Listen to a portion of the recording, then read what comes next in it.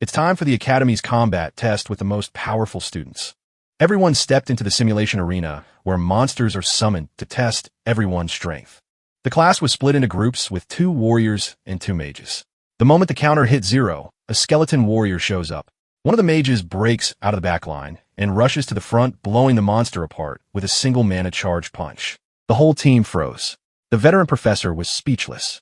The top warriors just stood there shocked, watching him smash monsters with his bare hands. When more skeletons showed up, the kid activated mana weapon. It's a rare physical damage skill, and he cleared every floor by himself. Everyone was blown away by this student's power.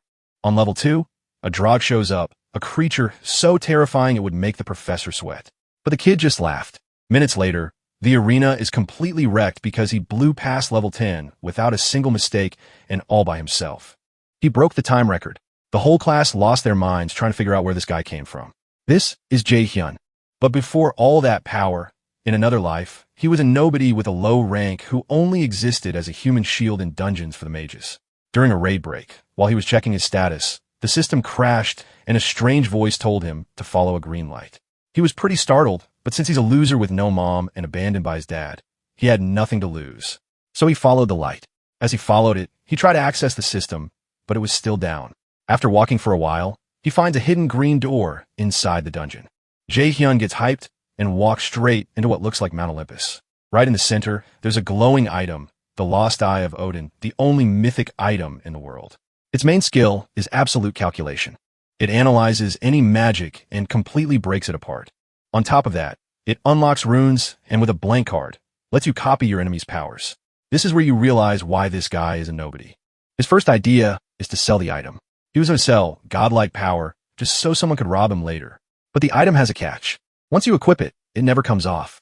The genius keeps the item and heads back to the group. His partner Myung-ho was worried about him disappearing, but the MC came back smiling and promised to buy him a drink. His friend had no idea what was going on because he had always been flat broke. While the team was moving, the dungeon ceiling collapses and toxic gas spreads everywhere. The Meteor Guild crew starts coughing up blood on the spot. In the middle of the chaos, an invisible enemy stabs Myung-ho with a sword. Before blacking out, his friend tells Jae-hyun to run, and he bolts without thinking twice. The MC clearly skipped cardio and had to stop to catch his breath. In that moment of weakness, the enemy appears from behind and swings a chain blade, slicing through his arm. The most shocking part was finding out the killer is his own raider agent, Young-woo-min. The guy smiles and confesses he works as a hitman. He was paid to wipe out the guild, and the next target is him. The fight starts, and Jae-hyun knows it's going to go badly because Young is a rank A mage. While getting beat up, he tries to connect the dots to figure out who paid for this. While running, a memory hit him of his father, calling him useless. When he asks if his father was behind it, the mage laughs and says he's pretty smart for a rank D. That stung, but it got even worse when he found out his own father paid the hitman to kill his mother 5 years ago. What did you say? The hitman went for the final blow, but Jae-hyun dodged on instinct and equipped the Eye of Odin. Young was shaken by the insane energy coming off him. The villain tried to catch him off guard, but with a cool head, the protagonist destroyed his chain at the last second. Fry's froze because his magic stopped working. The MC comboed both skills, broke the guy's spell, and stole the ability for himself. With no way to attack, the villain tried throwing up a shield, but the protagonist used the skill again and shattered his defense. Fueled by rage, he finally avenged his mother. After taking down the hitman, Jae-hyun was so badly wounded that he collapsed on the ground with nothing left. Right when he got the mythic item and became OP, he dies. In Ice Sky stories, you've got the truck Koen, but here it's the system Koen that reboots the whole story and throws him 11 years into the past. An Azura goddess appears, offering her help. When he touches her hand, he jolts awake in the body of a younger version of himself. He looks around and sees a photo of his mother, and in that same second, he leaves the room, goes to her, and hugs her tight. Later, alone in his room, a sharp pain in his chest snaps him back. The system confirms the date, November 15th, 2020. He's really gone back, and his body has been healed by 20%. Breathing hard, he wonders if this is still a dream, but one look around tells him he's really back in his old home. Another notification appears with a quest called A Break is the mother of success. His job is simple. Rest until he's fully recovered, and he'll get a blank card as the reward. He lets out a long breath, trying to steady himself.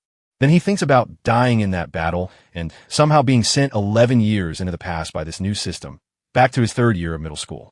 He checks the calendar, and realizes he hasn't enrolled in Mill's Academy yet.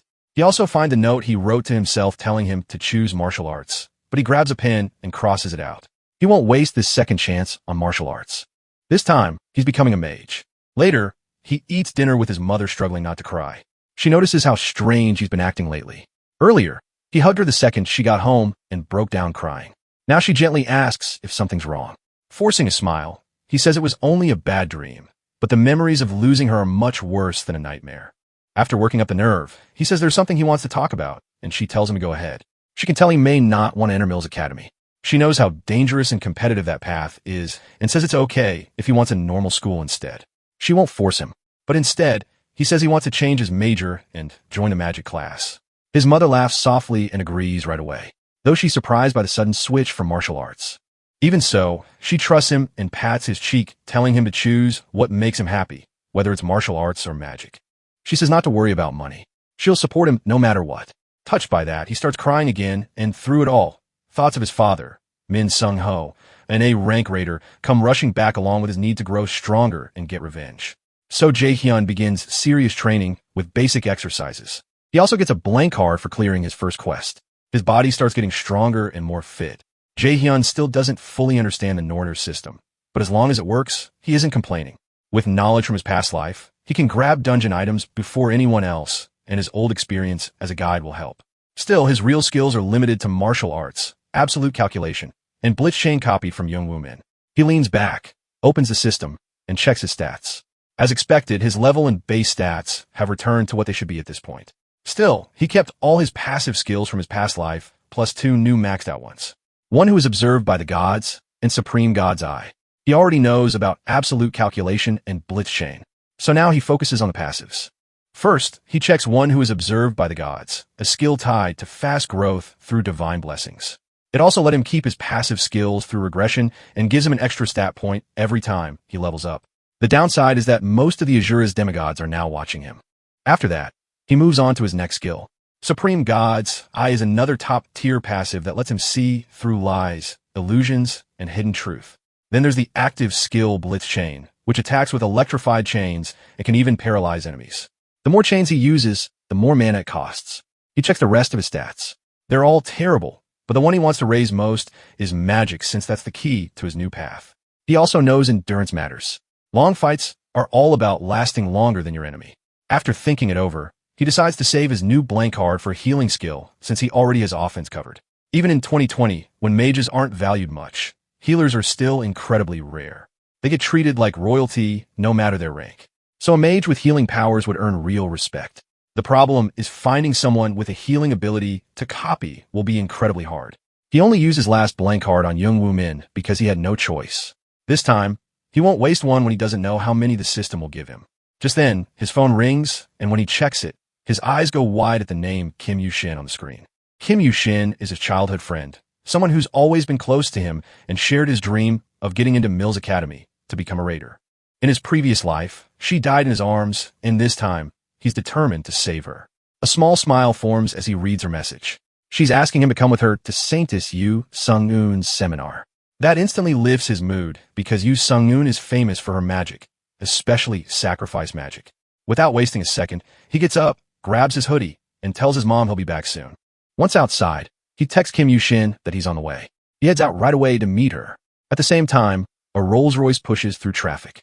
Inside, Saintess Yu Sung-eun sits quietly while her manager goes over the schedule and asks if she's okay, worried she's been overworking herself. She says she's fine, just tired, reminding him that sacrifice comes at the cost of her own vitality. The manager looks uneasy, wishing someone else had healing abilities close to Lady Sung-eun's. He knows exhaustion will catch up with her sooner or later. Soon, Jae-hyun and Kim Yu-shin arrive at the event. She excitedly pulls him through the crowd, and when they stop, he jokes that maybe she only brought him so she wouldn't get lost. The girl gets flustered and snaps at him, telling him not to say weird stuff like that. Then she goes quiet, which pretty much proves he was right. He keeps messing with her, joking that it's amazing how someone so smart can be this bad with directions. Even while teasing her, Jae-hyun is thankful she brought him here. If he can copy Yu Sung-eun's sacrifice skill now, it could change everything for him. It might even become one of his biggest advantages in Korea. As everyone takes their seats, he and the girl are stunned by how many people showed up. Still, it's no shock. She's the guild master of Lotus, a top healer famous in Korea and overseas. Even in a time when raiders aren't treated like disposable shields, she always puts other people first. Soon, she walks onto the stage and the crowd erupts. Jae-hyun watches closely, waiting for the right chance to copy her skill. As he waits, he remembers that in 2 months, she'll become seriously ill during an Itaewon dungeon raid because of her own healing skill, Sacrifice. If he copies it, he might be the only one who can save her. Meanwhile, Kim Yoo-shin gets way too excited, and Jae-hyun finds it a little irritating. On stage, the saintess talks about how the world has fallen into chaos because of Yggdrasil and the monsters taking human lives. Even so, she tells the crowd not to give up and to trust in the awakened who can still help save humanity. She urges them to become raiders, too. Where speech ends, the audience is thrilled. Jae-hyun admits her words make sense. Fighting monsters on the front lines is terrifying, so of course people hesitate to become raiders. He knows that better than anyone, since he once planned to sell Odin's just to avoid raiding and make money another way. As they leave, the girl keeps going on and on about the saintess, and Jae-hyun keeps teasing her until she's completely fed up. Then he mentions that he already called her mom to come get her because her sense of direction is hopeless. She tells him to just ride with them, but he says he has something else to do. Before leaving, he casually says he's changing his path and will focus fully on magic, so he may need her help later. Then he walks off without explaining, leaving her hurt and confused. Jae-hyun starts searching around and finally finds the saintess's car. A grin spreads across his face as he walks over, but the manager spots him first and says they're not meeting fans right now. Jae-hyun answers boldly that he came to see director Yeo Un-seo-yeon. The manager lets out an annoyed sigh, tells him to leave, and says he should respect her privacy because even she would hate this kind of interruption. Jae-hyun firmly says he's not here as a fan. To prove it, he reveals that Lady Song Yo Shur-eun has an incurable illness and claims he's the only one who can heal it. That instantly shocks the director and makes him furious. He grabs Jae-hyun by the collar and demands to know where he heard that. Jae-hyun stays calm, tells him not to make a scene, and points out the people watching. Just then, the lady rolls down her window and speaks to him herself, asking if he can truly back up what he said. He answers without hesitation. Yes, he can cure her. She's still wary, but decides to give him a chance. If he's lying, it'll be obvious soon enough. Still, his confidence only makes him seem more suspicious. She tells her manager to make time and bring the boys somewhere private to talk. After they move to a quieter place, she gets right to it and asks how he knows about her illness. Jae-hyun apologizes, but says he can't answer that. If she insists, then he won't treat her. She laughs at how bold he is, then asks the next question. How exactly does he plan to heal her? Jae-hyun answers honestly. He plans to copy her sacrifice skill. That shocks her, and the manager loses patience. He shouts, asking if Jae-hyun even understands what unique skill is and how he thinks he can copy something that belongs to her alone. Unique skills are basically S-rank abilities, the highest tier, gained only through bloodline inheritance or personal awakening. Unlike normal skills, their formulas can't be broken down or copied. That's why they stay exclusive to one person or family. Jae-hyun calmly says he already knows all that. Otherwise, he never would have come. The lady quickly tells her manager to settle down and says they'll at least hear him out. Then she asks if really do this, and he confidently says yes. Her problem is the penalty from sacrifice. To heal herself, she'd need a skill of equal or higher rank, and because sacrifice demands an offering to the gods, she can't use it on her own body. In the end, she agrees to let him try. As her magic starts to shine, Jae-hyun can barely hide his excitement and copies the skill right away. A system window asks whether he wants to store sacrifice in the blank card, and he immediately accepts. After the copy is complete, he activates sacrifice and forms its power in his palm, leaving both of them stunned. Before healing her, Jae-hyun decides to handle the deal first, but the skill itself is huge. It sends out a healing wave that restores multiple allies and removes debuffs. Against undead, it turns into an attack called Judgment of Light. And best of all, because he copied it with a blank card, it comes with none of the original penalties. Then she asks what he wants from Lotus. On the surface, she sounds calm, but inside, she thinks handling a middle schooler should be easy, especially as Lotus's leader. Jae-hyun doesn't waste his time. He wants sponsorship. She gives a small laugh and asks if he means support to help him grow into a raider. He says yes right away. It's his dream, and to get stronger, he needs resources, connections, and backing. Moved by both his resolve and ability, she agrees to sponsor him, but with one condition. Jae-hyun is impressed. Even now, she refuses to give up ground in the negotiation. She explains that her illness is her own issue, not Lotus's. What he's asking for means support from the whole guild, and the guild has no reason to help him for free. Jae-hyun tells her to name her terms. If they sound fair, he'll decide whether to agree. His mind runs through all kinds of possibilities, but her answer is simple. She wants him to join Lotus. He immediately asks if she's serious about recruiting him, and she starts listing her reasons. First, he uncovered secret information about the Lotus leader's illness, something only a handful of people knew, so his information skills are clearly exceptional. Second, he perfectly copied her sacrifice skill, something she has never seen before, and she wants to know if anyone else in the world can do that. Jae-hyun feels awkward hearing that, since he can't exactly admit he knows about her illness because he regressed, or that his system lets him copy skills.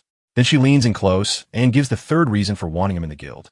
Even as a middle schooler, he didn't flinch in front of the Lotus leader, and she likes that courage. In his past life, Lotus fell apart soon after her death. Since she's still alive now, he figures joining them could help him grow fast. Still, he wonders how a contract would even work since he's underage, and signing minors is illegal. Smiling, she reminds him about priority negotiation rights. Jae-hyun does know what that is. It's a guild privilege that lets them support a raider trainee before they become an adult. Then, once that trainee comes of age, the guild gets the first chance to sign them before anyone else. Jae-hyun never imagined he'd benefit from something like this, especially after even the worst guilds rejected him in the past. Clearly, she's taken a liking to him. Jae-hyun straightens up and says he'll heal her now. Her offer is already tempting, but he decides to finish the treatment before giving his final answer. As he stands over her, the manager still looks uneasy. He no longer doubts Jae-hyun's power, but he's worried the boy might use something dangerous or cursed, especially since even the best doctors couldn't cure her. A moment later, she feels the magic take effect and notices the change inside her body. The manager is left speechless. He quickly bows to Jae-hyun and sincerely apologizes for doubting him. Jae-hyun brushes it off, saying it was normal to doubt a kid's words, but the manager keeps apologizing for how rude he was before. Jae-hyun tells the lady it's done, and she can move freely now. The moment she stands, she heads to the window and releases her magic. Tears fill her eyes when she realizes all her symptoms are gone. She thanks him for the miracle and asks if healing her will cost him anything, but his copied version has no penalty. Jae-hyun just smiles and says she can repay him when the time comes, and she gladly agrees. Then she hands him her card and tells him to think over her offer. She promises she'll do everything she can to make it worth his while. Jae-hyun then says there's one more thing he wants. He had one request. The next day, the manager takes him to a low-level Lotus Guild dungeon. He's here to train and raise his skills so he can stand out at Mills Academy. The guild prepares everything he needs, even lending him extra gear normally used by members. Still, the manager warns that going in alone is dangerous and asks why he wants to solo it. Jae-hyun only says he wants to grind. Just in case, the manager gives him a warp stone. If it breaks, it'll send him right back outside the gate. It's a small thank you for helping the director, and Jae-hyun gladly takes it. Then he heads inside. The moment he enters, he can tell it's only an E-rank dungeon, nothing serious. Even so, the manager tells him to get out fast if anything feels wrong. Jae-hyun nods, but deeper in, hands suddenly clamp over his mouth, and the system says he's entered Helheim's Field of the Dead. The story then cuts to director Yoo Soo-hyun's office. She's thinking about Jae-hyun, worried because even an E-rank gate is hard for a rookie to clear alone. Still, she knows this kid isn't ordinary. He picked that gate for a reason, so she decides to wait and see. Then someone knocks, and after getting permission, a woman steps in. The director asks for the update she requested, and the woman hands over Jae-hyun's file. As she reads, she's stunned to see he wants to become a martial artist despite his huge talent for magic. The room goes quiet. Even the employee who brought the report can't explain it. All she can say is the records are correct unless there's some machine error. His magic aptitude is listed at 97. Not long after, the director calls Manager Appa and tells him to contact her the second Jae-hyun leaves the dungeon. She wants to see his ability herself. Meanwhile, Jae-hyun drops into the strange place called the Field of the Dead and slams hard into the ground.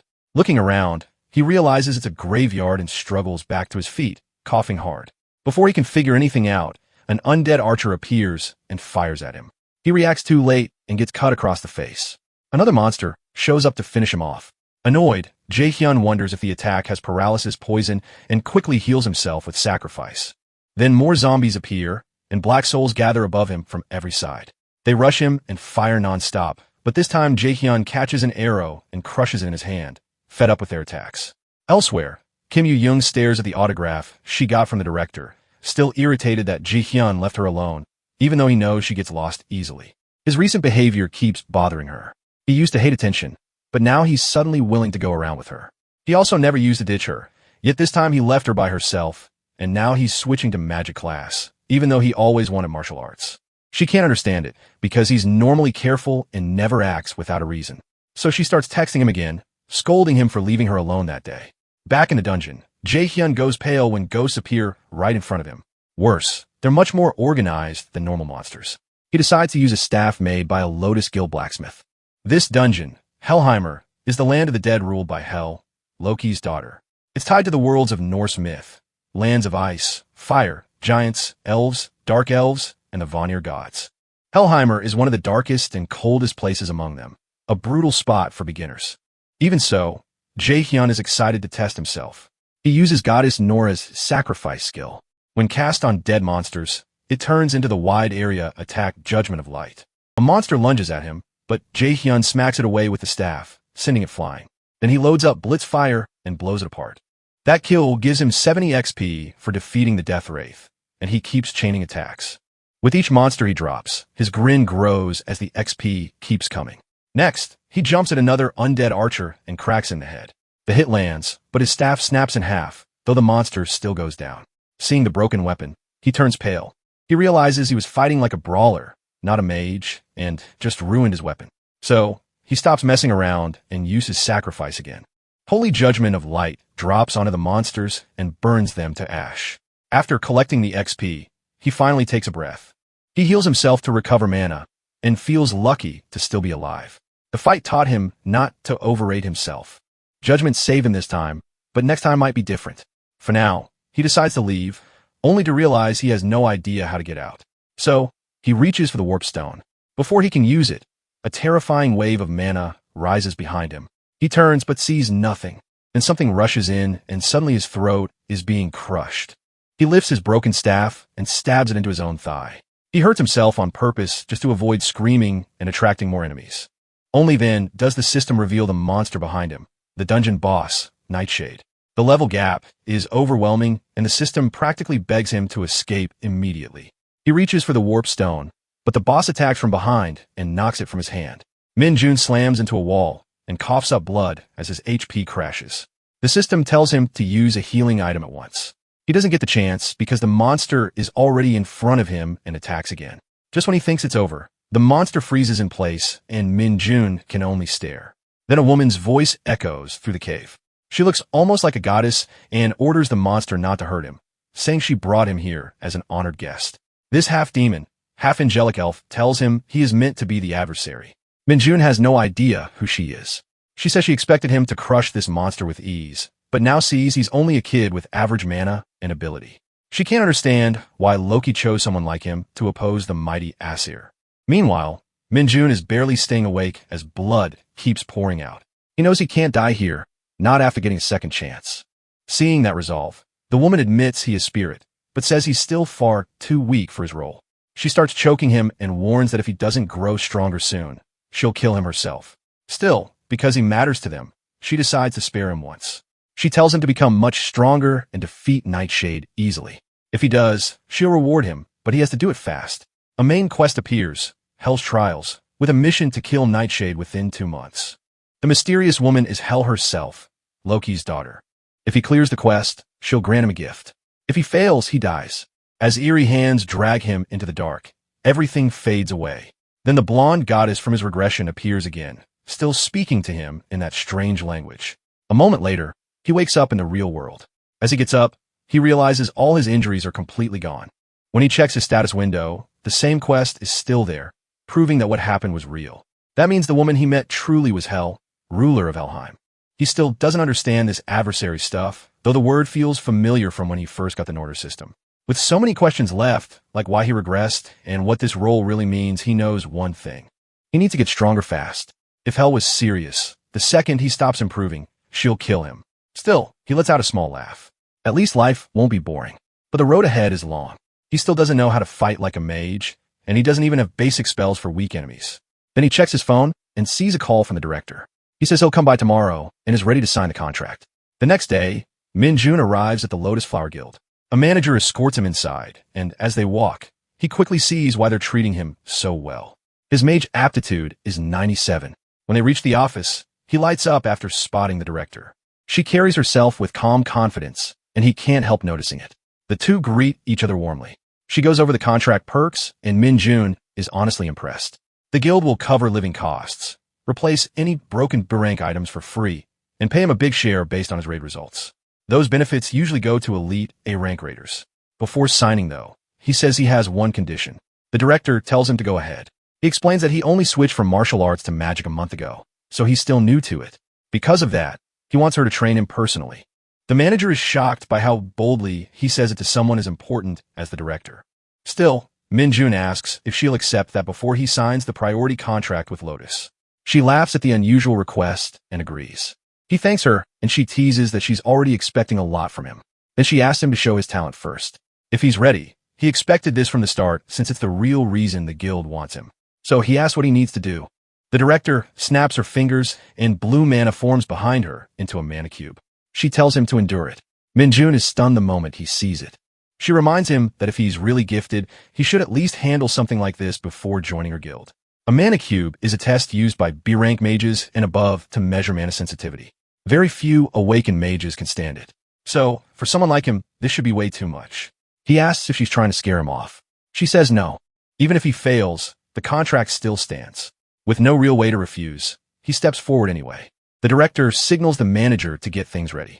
The manager worries because even active mage raiders struggle with the cube, but the director insists Min-jun isn't ordinary and should be tested. At last, the manager activates the cube. As it starts working, Min-jun pauses, feeling the pressure pouring off it. The director urges him on, and he finally steps inside. Once he's in the mana cube, the manager gets even more nervous, seeing only a young kid trapped in there. But the director calmly says he'll be fine. Her instincts tell her he won't fail. Inside, Min-jun feels like he's floating in a huge sea of mana. To his surprise, he can breathe just fine, which eases his fear since too much dense mana can make someone sick or even kill them. He remembers the only way out is to find the single door linked to the outside world among countless whirlpools. So, he focuses and starts searching for an escape. Then he feels something strange, a small crystal hidden away, pulsing with enormous magic like the whole mana sea is packed inside it. Outside, the manager keeps panicking while the director only smiles. The manager nervously asks how long this test usually takes. The director says the fastest clear ever was 40 minutes. Hearing that, the manager mutters that Min-jun will either die or break the world record. The director says she expects the second one. Then both of them freeze when they see the crystal inside the cube starting to crack. The manager checks the time in shock. Only 10 minutes have passed. While they try to figure out what's happening, Min-jun senses the crystal's huge power and grins.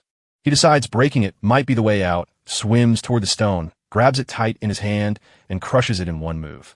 Cracks spread all around him, and a system message says he gained the passive skill crystal of mana operation. A moment later, the mana cube collapses, leaving both women stunned and terrified. Even S-rank players usually need about an hour for this test, but Min-jun cleared it in just 26 minutes, beating the old record of 36 minutes set by the EU genius mage Camilla. The manager rushes over, grabs his hand, and praises him excitedly. The director joins in, too, but she really wants to know how he ended the cube so fast. He tells her he found a crystal inside and broke it. That shocks her because the crystal holds all the mana in the cube, and almost no one can even find it, let alone destroy it. If he shattered it, his mana capacity may be greater than the cube itself. She bursts with excitement and promises to help him become the greatest mage in the world. The story then cuts back to Kim Yoo-jun, who's upset because Min-jun is still late. His mother agrees, adding that he isn't answering his phone either. Then a flashy Rolls-Royce pulls up and catches both their eyes. They're stunned when Min-jun steps out of it. Neither of them can believe he showed up in a car like that. He spots them right away and waves with a smile. His mother worries he got mixed up in something shady, while Kim Yoo-jun is mad that he looks so relaxed. Once they're inside, she immediately demands answers, starting with why he switched to the magic class. He casually says martial arts wasn't working for him anymore, and he's already finished the paperwork to change tracks. She keeps pressing him for a real reason, but he turns the question around and asks why she's here. Then he asks if her parents are at work. She nods and says that's why she's staying over with his mom's permission. Her parents work at a monster processing plant that ships materials overseas. So, when they're gone, she often stays here since Min-jun's mother is close with them. After that, he asks Kim Yoo-jun to teach him magic theory now that he's in a magic class. She immediately asks what she'll get out of it. With a sigh, he asks what she wants. She says she hasn't decided yet, but after thinking it over, she says he has to grant her one wish. He agrees, but only if she uses that wish within a year. She accepts, though she's clearly annoyed, while he figures she'll probably forget all about it before the year is up. When he jokingly asks what kind of wish she might pick, she snaps and tells him to shut up. That only makes her even madder as she clutches the pillow in frustration. As their teasing keeps going, his mother calls them to dinner, but they ignore her and keep roughhousing with pillows. Seeing how they act around each other, it wouldn't be shocking if her wish turned out to be something like telling him to marry her. Elsewhere, ravens swarm through a forest while a man in black cuts down monsters with ease using his sword.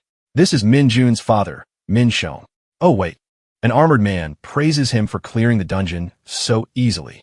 He then asks Min Shong to join his guild, but Min Jun's father refuses and says he'd rather stay solo. The armored man keeps begging, promising status and respect from the Scarlet Guild, but the man in black only mocks his stubbornness. Then Min Shong suddenly summons strange chains and starts talking about how greedy humans are. A moment later, he disappears, leaving the armored man confused. After that eerie meeting, the story returns to the director as she begins Min Jun's first lesson in magic. The director starts his first class without wasting time. She goes straight into sparring and tells him to attack her. He hesitates, but since he can't refuse, he exhales slowly and raises his guard, making sure not to leave an opening. Using what he knows from martial arts, he throws a punch at her, expecting her to react. She just smiles, and the force of the hit kicks up a huge cloud of dust. When it clears, Min Jun sees that she caught his punch with no effort at all. That alone is enough to terrify him. She smiles like it's nothing, and he quickly jumps back to make space.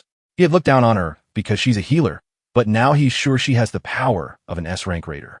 After stopping his attack, she points out the flaws in his movement. His stance and habits are still those of a martial artist, and mages don't fight by rushing him like that. Then she asks if he knows the difference between martial arts and magic. He says martial arts is for close combat with weapons and direct attacks, while magic is used from farther away. She agrees and explains that mages weaken enemies at range, then martial artists finish them up close.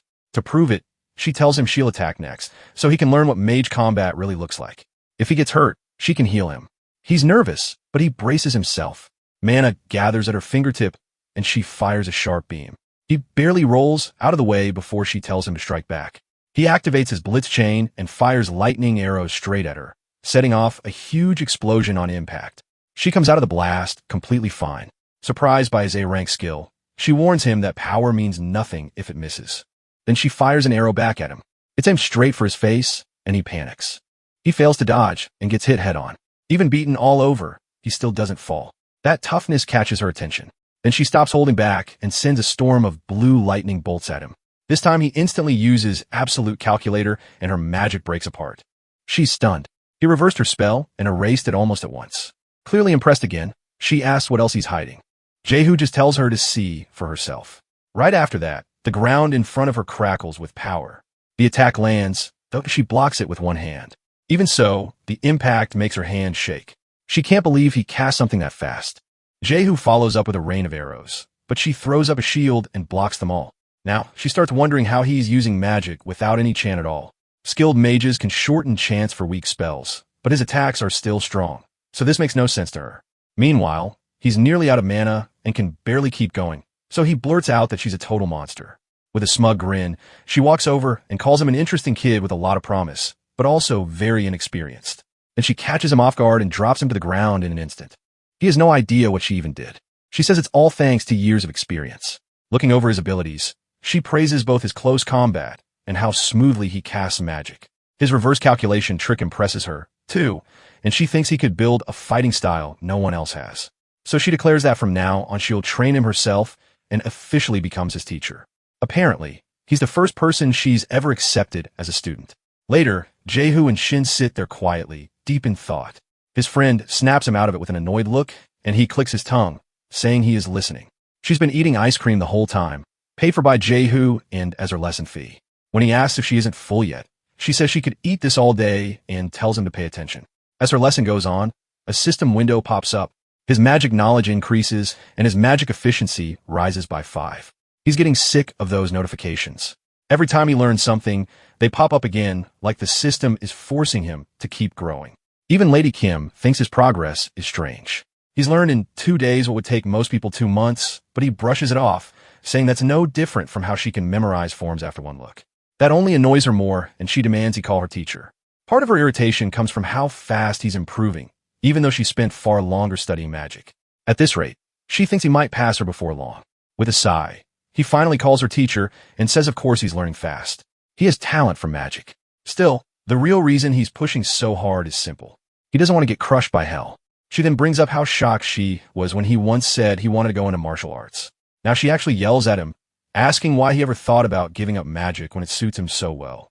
While Young and Jae-hoo keep studying, he suddenly sees a man's face, a vision tied to an event from his past life. Young pulls him back by asking if he's also training for the practical exam on his own, and he says another teacher is helping with that part. Still, he keeps wondering what that vision was and whether he only imagined it. At the same time, he remembers Hell gave him just 2 months to defeat Nightshade, so he forces the thought away. This isn't the time to lose focus. Instead, he turns to something more useful, the pill he's developing, hoping it can help raiders around the world and help him break past his current limit, too.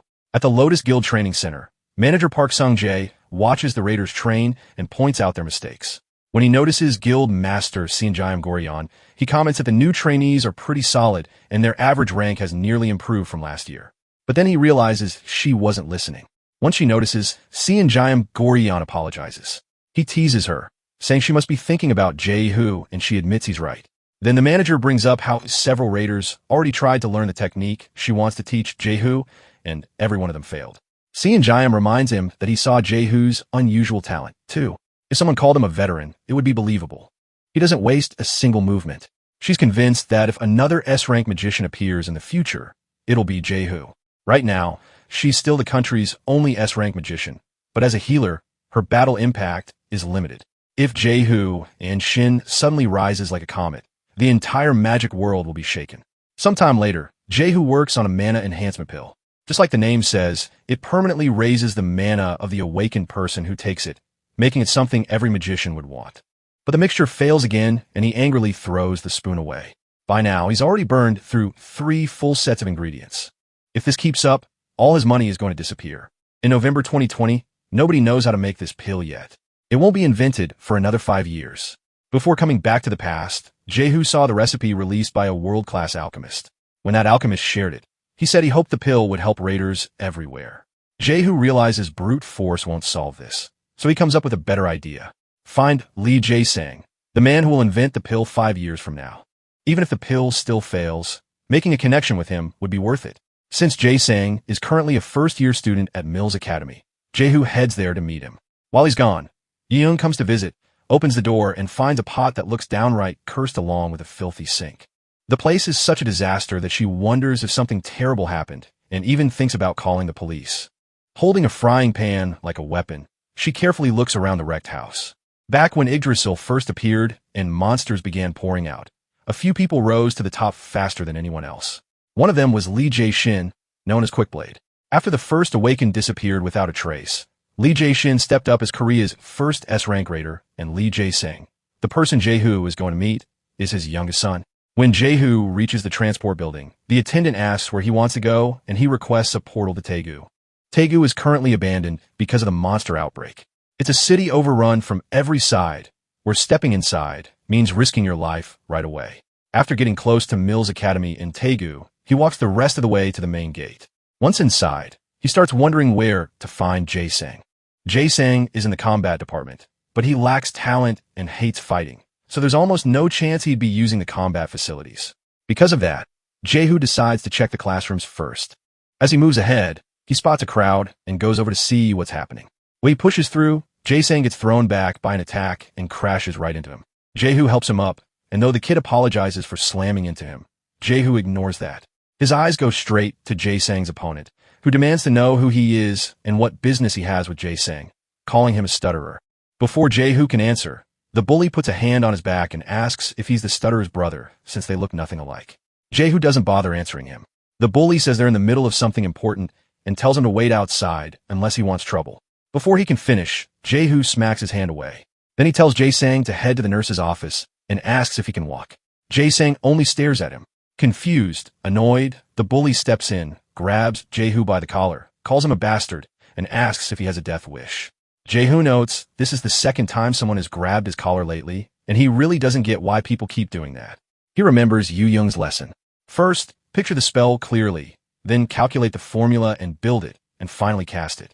Remembering Seon Jaeim's lesson, Jae-hoo imagines a beam of light shooting out like an arrow.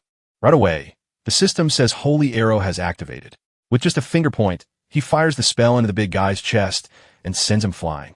Spit flies from the guy's mouth, too. He cries out in pain. Jae-sang stares in shock.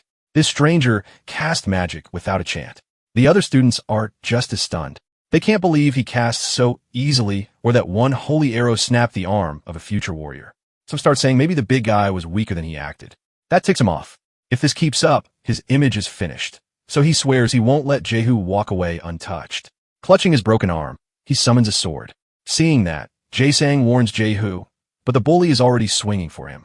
As the blade rushes toward Jae-hoo's face, he recalls Seon teaching him to spread mana evenly around his body to form a barrier that makes attacks bounce away. He activates mana barrier at once, and the huge sword rebounds like it hit rubber, flying out of range. Fear flashes across the bully's face, but before he can react, Jae-hoo grabs him by the face and asks if he's finished. The guy tries to spit out an insult, but Jae-hoo cuts him off with a holy arrow to the face. The blast sends him backward and breaks his nose. He slams into the floor with a heavy thud, and Jae-hoo can only watch in awe, wondering who this guy really is. When Jae-hoo looks his way, Jae-sang squeals and flinches, but Jae-hoo just walks past him to the unconscious bully, still covered in smoke. Crouching beside him, Jae-hoo is a little surprised by how hard he hit him. Then he pulls out a potion. He hates wasting the one he bought on this guy, but there isn't much choice, so he pours it over the bully's injuries.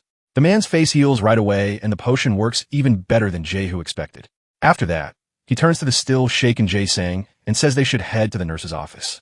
On the way there, Jae-hoo stops once they're somewhere private. Jae-hoo Shin looks at him, confused, already guessing Jae-hoo came because he knows who he is. After gathering his nerve, he asks if his father sent him. Jae-hoo says no and asks why he'd even know his father. Jae-hoo Shin clearly doesn't believe that, then asks what he really wants. Jae-hoo says he needs a favor. The moment he mentions making a certain pill, Jae-hoo panics and says he can't make anything like that. Jae-hoo frowns and reminds him he's skilled at alchemy. Pulling out the potion he used earlier, he asks if Jae-hoo wasn't the one who sold it on the black market. That leaves the kid stunned.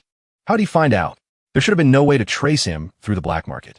Jae-hoo Bae-yun tell exactly what he's thinking, and honestly he's right. The black market hides every user's identity, items, prices, buyers. All of it goes through the Easter system, so it's supposed to be secure. Still, the black market works fine with the Nornir system Zhao Bei-yun has, which let him buy the potion and made finding Zhao Bei-yun. Zhao Bei-yun tells him he's a terrible liar. He says he gets why he'd hide it, but there's no time. Zhao Bei-yun Sheng thinks back to listing those potions online and wonders if selling them there was a huge mistake. He only did it to make some money. If his father finds out, he's dead. So he bows and begs Zhao Bei-yun not to tell anyone. Zhao Bei-yun explains he isn't trying to threaten him. He just needs a great alchemist to help make the elixir he wants. After thinking it over, Zhao Bei-yun Qianseng-jin asks who he really is. Zhao Bei-yun says he's a prospective student at Millis Academy and politely calls him senior. Soon the two sit down, and though still nervous, Zhao Bei-yun Qian sells one calls in the Barkamol. Zhao Bei-yun Qian says it's a mana enhancement pill, one that permanently raises a raider's mana. Zhao Bei-yun jumps up shocked, asking if that's even possible. Zhao Bei-yun says it is. Now fully interested, Zhao Bei-yun jumps up starts thinking fast, wondering what ingredients could cause that effect. As he lists possible materials, Zhao Bei-yun notices his whole vibe has changed, and he's not even stuttering anymore. He also guesses most of the ingredients just from hearing the effect, proving how gifted he is. That makes Zhao Bei-yun even more sure he has to bring him over to his side. In the end, Jae-song stops and says Jae-hein should probably ask another alchemist, since the elixir is so important. Jae-hein refuses. He wants Jae-song specifically and promises to provide whatever is needed. Sure, other alchemists might make it if they had a recipe, but the one with truly unmatched talent is Lee Jae-song. So he asks one more time if he'll do this for him. This time, Jae-song agrees. Even so, he warns that he might fail, and Jae-hein says that's fine. Jae-song doesn't get it. Jae-hein would be the one losing out. Jae-hein says he's making this investment because he believes in his talent, and sometimes investments fail. Then he says he looks forward to working with him. Tears fill Jae-song's eyes. No one has ever believed in him like this before. Seeing that, Jae-hyun is glad he managed to reach him. The next morning, alone in his room, Jae-song thinks back on what happened the night before and wonders if anyone has ever trusted him this much. He was timid, less gifted than his siblings, and lost his mother young. So he ended up alone and never earned his father's approval. That's why hearing someone say failure was okay feels so strange. For the first time, someone placed real trust in him, and it hits him so deeply that he starts crying. Meanwhile, Jae-hyun's main quest is still hanging over him. Beat Nightshade in Hell's trial before time runs out and earn Hell's recognition. The reward is Hell's gift, and if he fails, he dies. At this point, he has only 10 days and 23 hours left. Later, Jae-hyun heads to the training center to spar with Sung-gun, and he avoids her blue lightning attacks. As he closes the distance, more blasts come at him, but he blocks them with a shield. He answers with Holy Arrow, yet she's already protected by a magic barrier. Still, she spots a crack in it, and that shocks her. Jae-hyun has gotten strong fast. When the smoke clears, they stare each other down like gunslingers waiting to move first until yellow lightning wraps around Jae-hyun's body as he activates Blitz Chain. Sung-gun looks ready to meet him head-on. Just as they're about to clash, the manager steps in and tells them to stop. Their time is up, and they've both trained enough for today. He's stunned because their spar wrecked a hull built from arc metal, a material that takes huge strength to make. If he hadn't interrupted, the whole place would have been destroyed. While they rest, Sung-gun tells him his growth is unbelievable. He can use more spells now, and his physical strength has risen a ton. Then she asks if he's studying theory on his own, and Jae-hyun says a friend is teaching him. That makes Sung-gun smile. She says it's better than she hoped, since she couldn't help much with theory, and adds that he must have a smart friend. Jae-hyun awkwardly agrees she is, though he knows Yoon-jong's personality is the real problem. Before they part, Sung-gun reminds him he wanted to raid a dungeon again. He says he wants to test how much stronger he's gotten.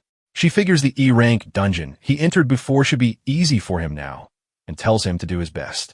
The problem is, it wasn't an E-rank dungeon at all. It was a C-rank one, where he met Hell and Nightshade. He wonders if he can beat a C-rank boss alone, but pushes the doubt aside. He's prepared as much as he can, so all that's left is the fight. Later, Jae-hyun goes to see Jae-song, who greets him with the pill he worked hard to make. Jae-hyun takes the mana enhancement pill, and his magic stat jumps by 15. The effect is so good it leaves him stunned. Alchemy is a deep and difficult field. Even the same recipe can turn out very differently, depending on the alchemist. If Jae-hyun had gone to someone else, he probably wouldn't have gotten a pill worth even magic.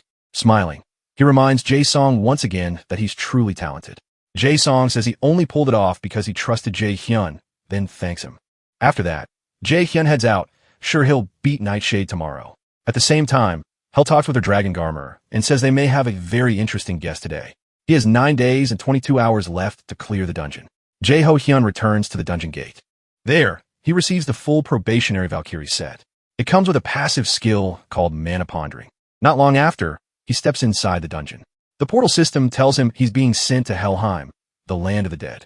That's because of the Nornir system he carries. He drops through the portal and lands in the land of the dead. If he beats Nightshade, he'll get to meet Hell again. Then a voice behind him calls him an enemy and brings up Loki and Nornir. A monster follows that up by firing arrows at him. Jae-hyun blocks them with a magic barrier. When he turns around, he sees more monsters crawling up from the ground. That reminds him of what Sung-gun said she wanted to teach him, the fighting style of a battle mage. Warriors call them swordsmen. It's a mix of magic and close combat. So far, though, no one has truly made it work. As Jae-hyun spins around and fires holy arrows at the monsters behind him, he thinks about why it's weaker than a pure mage at range and worse than a warrior up close. While smashing one monster into the ground, he realizes the style is stuck in the middle, great at neither role. Still, Sung-gun seems sure it'll be different for him. Before long, he starts cutting the monsters down. Outside, Manager Sung-jae is guarding the dungeon entrance when he senses someone nearby and remembers no one else was supposed to come. He instantly draws his sword as a red car speeds toward him. Once it stops, a woman steps out, calls him senior, and says finding him wasn't easy. Sung-jae realizes it's an old classmate, Yin-jo. He puts his sword away and asks why she's here and what happened with her guild. She says she's working too and thought she might run into him while handling guild business. She even checked the Yin-jo guild first, but he wasn't there. Sung-jae thinks that's nonsense, especially since Yin-jo hasn't contacted him once since college. He says it's nice seeing her again, but no, she didn't come all the way out here just for that. As she steps closer, Yin-jo asks if he's managing this dungeon, and he shuts it down, saying that's none of an outsider's business. She keeps going anyway, pointing out that dungeon management usually isn't his job and asking if he got demoted. When he stays silent, she asks if the rumor about Guild Master Sung Gun being sick is true. That makes Sung Jae's expression turn dark. He says it's obviously just a rumor, then demands to know where she heard it. Yoon Ju says there are ears everywhere, and the Curator Guild has plenty of them. Sung Jae takes that to mean they have spies inside his guild, so he thanks her for the warning and says he'll handle it. Growing impatient, he asks if she's done, since he needs to get back and clean things up. Then she asks if he knows a kid named Min Jae-yoon. That immediately puts Sung Jae on alert. Yoon Ju says the boy has been visiting Yunhwa Guild and meeting Guild Master Yu Sung-gun a lot, so she wants to know why. Sung Jae, confused but guarded, tells her that's none of an outsider's business either. Yoon Ju lets out a sigh and turns to leave, saying she never expected him to tell her anything. He's always been this stiff. Still, she came all this way because she has to at least look like she's earning her pay at the guild. Then she gets back in her car and drives off. Inside the dungeon, Jae-yoon sits on a pile of monster corpses. Soon the boss Nightshade appears, and Jae-yoon greets it like an old rival. Nightshade burns with a creepy red glow. It lunges at him, and Jae-yoon jumps up while aiming holy arrows at it. In midair, he fires into its eyes and mouth, throwing it off for a moment before landing again. But the monster doesn't look hurt and lowers its hand from its face, revealing those fiery red eyes. Then it blasts energy at him. Jae-yoon reads the attack paths, steps through the openings, and dodges cleanly. When he gets right in front of it, Nightshade unleashes another wave of destructive energy, and he still avoids it. Jae-yoon taunts it, asking if it's getting annoyed now that things aren't going its way. Then he activates Blitz Chain and sends the chains at Nightshade. The monster knocks the chain's anchor aside, but Jae-yoon redirects it and wraps the chain around its waist. Even with the monster thrashing hard, he can tell this still won't be enough to pin it down. So he rains down holy arrows and targets its eyes. That finally hurts. Blood starts pouring out, but Nightshade still refuses to fall. It keeps struggling until it snaps free from the lightning chains. Then the system warns Jae-yoon that the boss has entered a berserk state. Its strength jumps by 1.5 times, and its dexterity rises too. As if that weren't bad enough, the system says he's been marked with the stigma of death. If he doesn't remove it within 10 minutes, he'll die instantly. The only way to clear it is by defeating Nightshade. Zhao Bei-yun has never heard of a sudden death penalty, and the warning rattles him. Then, strangely, the system says his absolute calculation skill, universal derivation, has activated. Still trying to make sense of it, Zhao Bei-yun figures hell must be involved. He calls out, asking how she can interfere like this. Instead of answering, the system just shows the countdown, already 30 seconds down. With the stigma on him, Zhao Yun rushes the berserk monster, only to freeze when Nightshade starts running away. He quickly fires a holy arrow at its face, blowing a hole through it before it gets far. The timer keeps ticking. 8 minutes and 32 seconds remain. Nightshade actually smiles like it knows it wins if the fight drags on. So Jae-yoon decides to use a wide-range skill it can't dodge. But just as he starts casting, Nightshade catches him with its gaze and breaks his focus. The system tells him he failed to resist, and now he has a fear debuff that weakens him for a while. Before he can process it, Nightshade slams into him. Right after the hit, the system says the fear debuff is gone, but Jae-yoon is coughing up blood. Even so, he steadies himself and stays standing. Now the death penalty timer is down to 7 minutes and 11 seconds. Jaehan expects the monster to use that same control move again, but when it doesn't, he figures it may not be able to spam a spell like that. Still, if he tries casting Light's Judgment and Nightshade interrupts him, he'll waste his mana and be left helpless. He needs another plan. Then he remembers the earlier hit to Nightshade's eye. Its vision should be worse now. He uses Wind Boost first to block what it can still see. Once the wind cloud clears, Jaehan is already holding light magic in his hand, exactly as planned. He mocks Nightshade for thinking he'd charge him blindly, and calls it stupid as he activates Flash Bomb. The skill goes off in a burst of blinding light that floods the whole area while he sends multiple lightning chains at Nightshade. In the middle of it all, Jaehan realizes he finally trapped the bastard. The monster screams as the blast burns through it. Then Jaehan suddenly notices some of the undead he fought earlier behind him. He activates Sacrifice, and the system announces that Sacrifice has changed into an attack skill, letting him use Light's Judgment with only 3 minutes and 46 seconds left. He calls down blasts of light from the sky across the battlefield. In the chaos, the timer keeps dropping until only 10 seconds remain. At 6 seconds, Jaehan stares at Nightshade's body falling apart and realizes he actually did it. When the countdown reaches 3 seconds, the system announces that the dungeon boss has been defeated and grants him the title one who has overcome the first trial. Watching the whole thing, Hell says there really was a reason Jaehan was chosen. She reaches out and tells him to come to her temple. Once Nightshade dies, the stigma of death vanishes and Jaehan gets experience points, a crafting material called Nightshade's Core, and an equipment item named Shadow Armor. The system also tells him he gained 3 levels and earned the title the one who has overcome the first trial.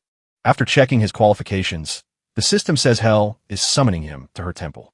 A moment later, he's transported in front of a massive gate leading into Hell's temple. At the entrance, a huge monster suddenly charges out of the dark at him. Jaehan jumps back in fear, but Hell calls the beast Garmer and tells it to guide their guest inside. Jaehan follows Garmer into the temple. Once inside, he calls out to Hell. Hell says she didn't expect him to actually make it. Then she congratulates him for clearing her trial and calls him the child born to oppose fate. Confused, Jaehan asks why she gave him the Nornir system and put him through all of this. Hell just smiles back at him, then says he needs to grow into the adversary. Still lost, Jaehan asks why he was chosen for that role, and she says it was decided from the moment he was born. He's fated to stand against the great Aesir and one day kill Odin. According to Hell, that's what Loki and the others want from him. When Jaehan says none of this makes sense, Hell tells him he doesn't need to understand yet. They never expected him to from the start. That vague answer only makes him angrier, so she puts a finger to his lips and says he must feel cheated, like the gods are trying to control his life. Leaning in close, she reminds him this isn't just about the gods opposing the Aesir. As she speaks, Hell shoves him into a portal behind him and says the world is heading for ruin while Odin wants everything under his rule. To stop that, they need the power of the prophesied adversary. Falling through the portal, Jaehan protests that he still has more questions. Hell only tells him to become stronger. She'll be waiting for the day they meet again. After Jaehan is sent away, Hell turns to someone nearby and asks how long he plans to keep watching since she never invited him. Soon after, Jaehan drops back into the real world and grumbles because he's still got no clear answers.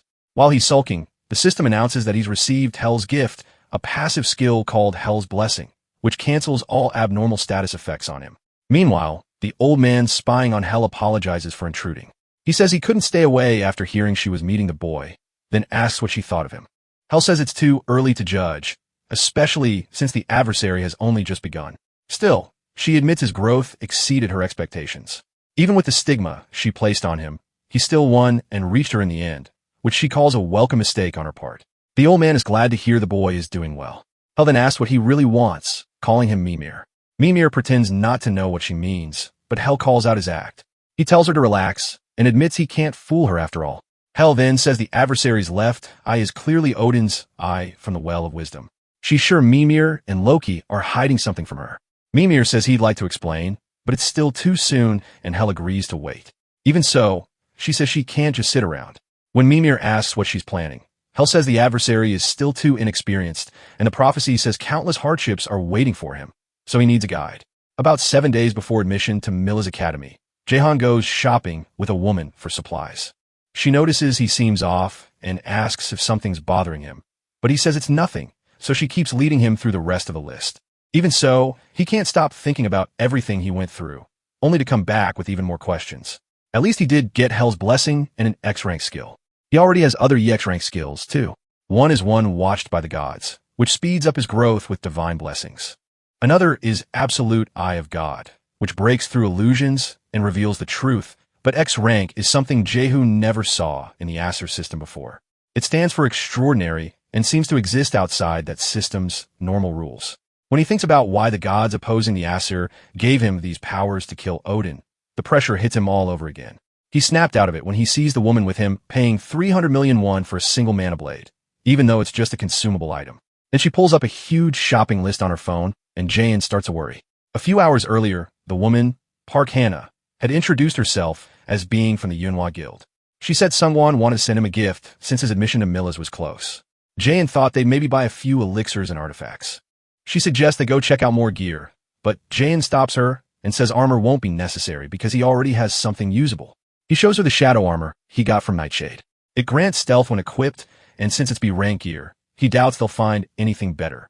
The stealth effect makes it even more valuable. Noticing that skill, Hannah asks if he also wants an artifact that gives stealth since every raider would want one, though getting it here would be hard. Jaehan says he doesn't need one. He adds that stealth items are already rare and most people only get them by luck in dungeons because so few raiders can use stealth. Hannah agrees and says the only raider in the country with that skill is her brother. Then she casually walks off and Jaehan asks what she means. She tells him manager Park Sung-jae is her brother. That stuns Jae. As she leaves, he can't believe it. They act nothing alike. Suddenly his eyes start glowing, and the Nornir system says an unknown entity is resonating with him. He feels sick for a moment, then spots the same trail of light he once saw at the treasure gate. He rushes after it, and Hannah calls out, but he says he'll be right back. As he follows the light, absolute eye of God activates, tearing through the illusion and revealing what's real. The system says the first low-rank function of absolute eye of God has unlocked, giving him a new skill called detection. Detection is also extraordinary rank. It lets him inspect unidentified items and cancel out an enemy's stealth or illusion skills. While Jaein stares in surprise, the Nornir system activates detection on its own. Elsewhere, a close-range match is underway and ends with Han Hoyen defeating his opponent. People in the crowd praise how amazing Hoyen is, though they also say the gap between him and his opponent was obvious. That's why they call him a future S-rank raider. After the match, his father praises him for doing well. Still, he warns Hoyen not to get carried away because the win was expected. Without any excitement, Hoyen says he already knows. His father tells him to get ready for the next event and go take a shower. While showering, Hoyen thinks about how much he hates this exhausting life where his own thoughts and wishes don't matter. This isn't the kind of raider he wanted to become, and he wonders when everything went wrong. Back at the store, the Nornir system reveals an item called Mistiltine, a growth-type weapon. It's the mistletoe branch that killed Balder, holds immense magic, grows with its user, and grants mana perception when equipped. Mana perception is an A-rank passive that pushes the user's mana-sensing ability to the limit. Jaein gets excited, but he also wonders if the Nornir system is playing another trick on him. As he keeps chasing the light, he passes by Hoyen. Nearby, Hoyen's father keeps picking out equipment for him. When Hoyen asks if they really need this much, his father says it will all be useful. Since Hoyen is destined to become an S-rank raider, there's no need to be cheap. Hoyen points out that spending this much will affect his mother's hospital bill for the month, but his father shuts him down. He says that's his concern, and Hoyen should just focus on training. So like always, Hoyen gives in. While his father keeps shopping, the boy wonders what he's even doing here. As they move through the store, people recognize him and whisper about why a combat genius like him is in a place like this. Hoyen ignores them even as some try to take pictures. He wonders if this is really the raider life he dreamed of or if he's just some animal trapped in a zoo. When he first awakened as a child, his mother smiled and patted his head. Back then, in that poor and gloomy house, he dreamed of becoming a raider because he thought he could change everything, but that hope didn't last long once his father decided to use it. Now he's basically a machine, only doing what his father tells him to do. He wonders how someone this pathetic is supposed to survive 3 years at Milla's academy. Then an announcement comes over the speakers. A dungeon break has happened near the department store and monsters have appeared. An announcement says agency raiders are on the way and everyone should calmly follow the staff. A dungeon break happens when a dungeon isn't cleared in time and monsters spill out. Staff members wave people over and try to keep the crowd from panicking. As his father heads for the evacuation route, he asks Hoyen why he's still standing there instead of moving. He reminds Hoyen that he's a genius who could one day rule Korea's raider world. If he gets hurt here, it could ruin his chances at the Milla's entrance event. There's nothing to gain by stepping in, but Hoyen still doesn't budge. He knows the agency raiders should handle the goblins fast. But until they arrive, what happens to the civilians who can't defend themselves? This is his chance. Ignoring his father's shout, Hoyen runs the other way. To him, this is a shot to prove he really can be a raider. He has to find out whether he's worth anything right now, anything like the person he once wanted to show his mother. But while running, he suddenly stops after coming across a group of goblins. For a second, he just freezes. Sweat runs down his face, and his body won't move at all. Only his shaking eyes do. As the monsters charge, he realizes he can't move a finger or even take one step. He tries to force himself, and one goblin gets close enough to swing its sword. Hoyen can't understand it. He knew this would be dangerous, and he's dreamed of being a raider for years. These are just low-level monsters, so why is he this afraid? Before the blade reaches him, Jae-yoon slams the goblin into the ground. Jae-yoon stares in shock, then falls back onto the floor as the stranger asks if he's on Hoyen. A little earlier, Jae-yoon had spent 50,000 of his own money on an item from the store when Hannah called out in panic, asking why he suddenly ran to the unappraised item section. All she saw was a rock-like item in his hand. Jae-yoon wonders if it only looks worthless to everyone else, but he doesn't explain and just says it's nothing. Then the announcement about the dungeon break echoes through the store. Before Hannah can say anything, Jae-yoon runs off again and smashes through the department store window to jump outside. On the way down, he spots a pack of goblins below him. The moment he lands, he fires a rain of holy arrows at them, dropping several right away. As people nearby stare in confusion, Jae-yoon realizes there are more goblins than he expected. Clearing them without casualties might be tough, but he tears through them with lightning chain and another barrage of holy arrows. Moving across the area, he finds Hoi-yeon surrounded by goblins and jumps on the one about to crush him. Jae-yoon, a little surprised, asks if he's on Hoi-yeon. He didn't expect to run into the unfortunate genius here. Still shaken, Hoi-yeon asks who he is, but Jae-yoon ignores that and says he needs his help. While he's talking, Hoi-yeon spots a goblin behind him and shouts a warning. Yet Jae-yoon calmly says he knows. Without even turning, he activates lightning chain and rips through the goblin's upper body. Hoi-yeon's eyes go wide. Jae-yoon tells him they can't let the monsters reach the residential area, then asks if he plans to keep sitting there. That gets Hoi-yeon back on his feet, reaching for a weapon. Strangely, the fear choking him starts to fade the moment he hears those words. This is what a real raider looks like, and right now his job is to save people. A little farther ahead, they run into another goblin group. Jae-yoon asks if Hoi-yeon knows Taunt, a skill that draws nearby enemies, then tells him to grab as much aggro as he can, and asks if he can handle it. Hoi-yeon nods. As he summons his sword, he realizes he can't hesitate anymore and needs to do whatever he can. He drives the sword into the ground and uses Taunting Roar, sending out a huge wave of energy that pulls every monster within 50 m onto him. The skill drags all the goblins' attention to Hoi-yeon, and Jae-yoon is surprised. It's stronger than plain taunt, and Hoi-yeon can keep using it. He remembers that in his previous life, Hoi-yeon only ended up as a B-rank raider. No one knows if it was because of the weak mindset he showed earlier or something else. Even with all his hype, Hoi-yeon fell fast, which is why people called him the unfortunate genius. Still, Jae-yoon thinks a weak mentality can be fixed. As he unleashes lightning chain, he decides Hoi-yeon is a valuable card worth using. In the middle of the fight, he suggests they wrap this up fast, and Hoi-yeon eagerly agrees. Jae-yoon's chains rip through goblins, while Hoi-yeon cuts down the rest. Before long, the area is covered in goblin corpses. When a raider finally arrives, he can only wonder what happened here. The two boys just look at him, and a man introduces himself as Park Kyung-hoon from the raider agency. He asks if the two of them really killed all these goblins. After glancing at Jae-yoon, Hoi-yeon says yes. Kyung-hoon recognizes Hoi-yeon as the famous prodigy, but he should still only be around high school age. The boy beside him looks about the same, so he can't believe they handled this many monsters alone. Completely baffled, Kyung-hoon admits he has no idea how to report this. Jae-yoon says he actually wanted to talk to him about that. He asks Kyung-hoon to report that the agency handled everything, since no one would believe the truth anyway. Kyung-hoon says that would clearly break the law, but Jae-yoon points out it only matters if there's anyone who saw what happened. Kyung-hoon explains that as part of a government agency, he can't just do whatever he wants. Still, if Jae-yoon wants to stay unnoticed, he'll keep this quiet, and the boys will still get the hunting reward. Jae-yoon says that's not needed, and asks him to give the whole reward to Hoi-yeon while keeping his own involvement secret. He already has Jae-yoon kicking him, so money isn't the issue. With the mill's entrance event close, it's better not to stand out too much. Besides, putting Hoi-yeon in his debt will help him more later. After a short pause, Jae-yoon asks if that's all. Just as Jae-yoon turns to leave, Hoi-yeon stops him and asks what he means. Jae-yoon did almost everything. Jae-yoon pauses and says he has his own reasons. The real reason is simple. He doesn't want his father noticing him this close to the mill's enrollment. Before regressing, he ignored that issue because his combat talent was terrible. Now he won't. His father still doesn't know he switched to magic, and there's no telling what trouble that could cause. For now, he plans to stay hidden. Revenge works best when it's quiet. He needs to grow stronger where that man can't see him and wait until the final moment to rip his throat out. Meanwhile, Hoi-yeon doesn't know what to do. He couldn't have done this alone, so taking all the credit feels wrong. But with that money, he might be able to ease his mother's illness, even a little. He wanted to become a raider he'd never be ashamed of, but if his mother died because he let this chance slip away, he doesn't know if he could bear it. Jae-yoon Jinja watches him and realizes Hoi-yeon's hesitation doesn't seem to come from pride. There must be another reason.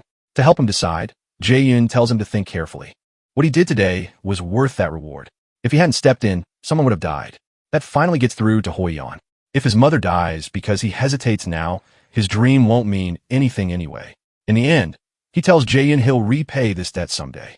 As Jae-yoon gets ready to leave, Hoi-yeon asks for his name and contact info. Noticing Hoi-yeon is speaking politely, Jae-yoon tells him he doesn't need to. They're the same age. Then he adds that they're both future cadets at Mills Academy, so they'll be seeing each other a lot. On the day of the Mills Academy enrollment, Jae-yoon and Yoo-jung stand in the crowd. Nearby, some students notice Hoyan and call him the genius warrior. To them, he looks like he's from a completely different world. Then they spot a beautiful girl behind him, and her name is Seo Aina. Jaehyun notices she's already drawing attention, just like in his past life, when she always ranked among the most popular raiders.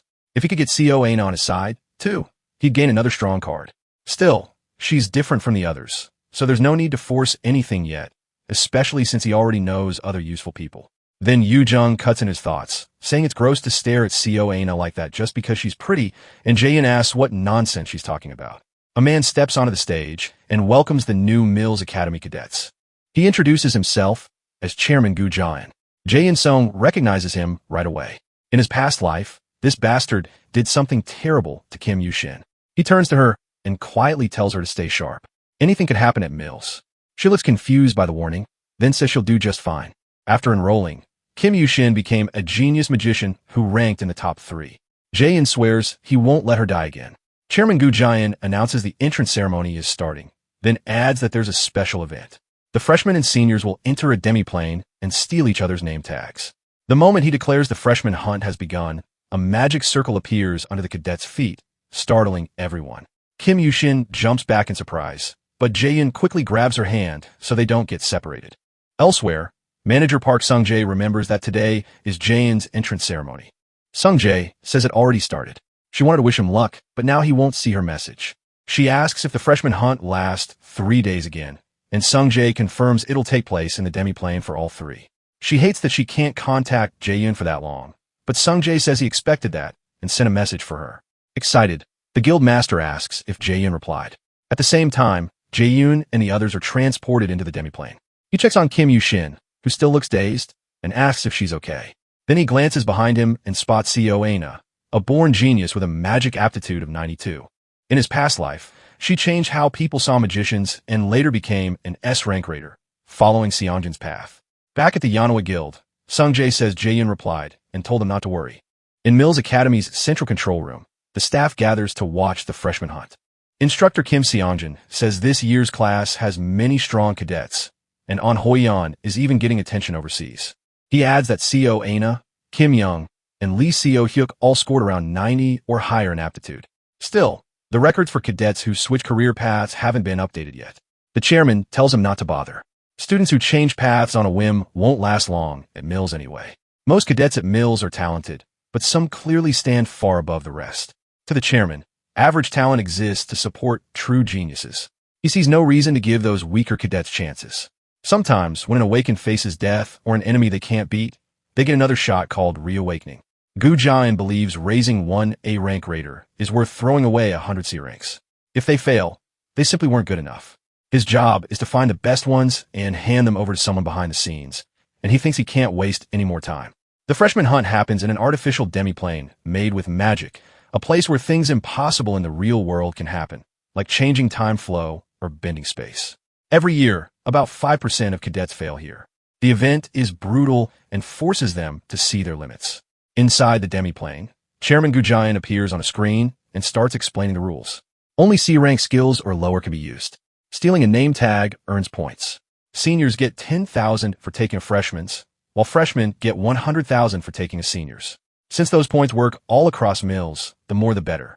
Jaehyun realizes that means he can't use his A-rank skill, Lightning Chain, but the chairman never mentioned unique skills. After laying out the basic rules, the chairman says all skills will be reduced to 1/10 of their normal power for safety, so no one has to worry about serious injuries. Jaehyun calls that nonsense. There's still no word about unique skills and no limit on raw stats, either. The chairman clearly wants to weed out the useless and keep only the gifted. Jaehyun immediately tells Kim Yu-shin they need to move and find shelter. They'll be stuck here for 3 days. The demiplane has things that can help or hurt them, like traps that weaken people, healing ponds, the nightmare forest, places to gather food, and shelters. If they want to last 3 days, finding shelter matters most. As they move, Kim Yu-shin asks if they should bring Seo Aina with them. She's a magic cadet, too, and having one more ally would help. Jaehyun is annoyed that she makes perfect sense because teaming up with Seo Aina really would be useful. The problem is he can't control that variable. Everything he knows about her came from the news, including a terrible day when she lost control in anger and put many lives at risk. He tells Kim Yu-shin they can't make that choice lightly. There's no guarantee Sioena won't betray them. On top of that, she's